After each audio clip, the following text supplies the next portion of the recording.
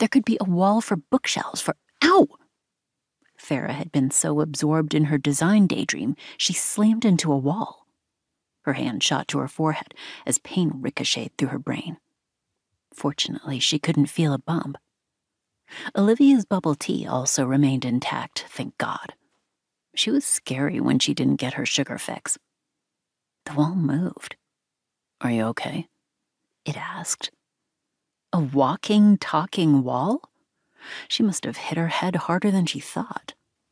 Farrah peeked out from beneath her hand and found herself staring into a pair of crystal blue eyes. She recognized those eyes.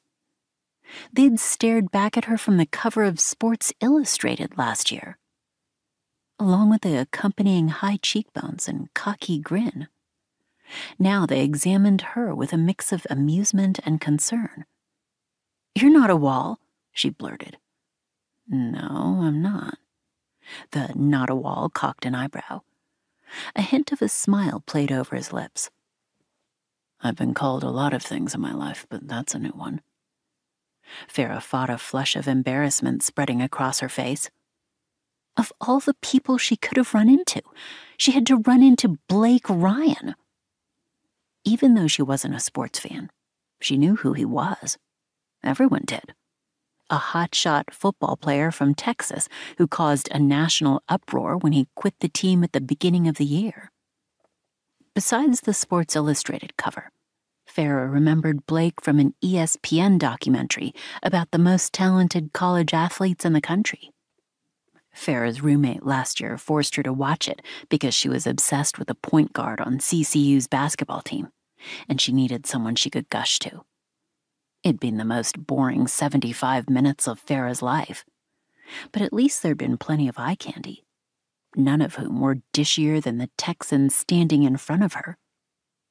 6 feet 2 inches of tanned skin and chiseled muscle, topped with golden hair, glacial blue eyes, and cheekbones that could cut ice. He wasn't Farrah's type, but she had to admit the boy was fire. Blake looked the way she'd pictured Apollo looking when she learned about Greek mythology in 7th grade. "Wow, you're really hard." The words slipped out before Farrah could catch them. "I did not just say that out loud." The flush traveled from her face to the rest of her body. No matter how hard she prayed, the floor didn't open up and swallow her whole, that bastard. Blake's other eyebrow shot up. "I mean, your chest is really hard.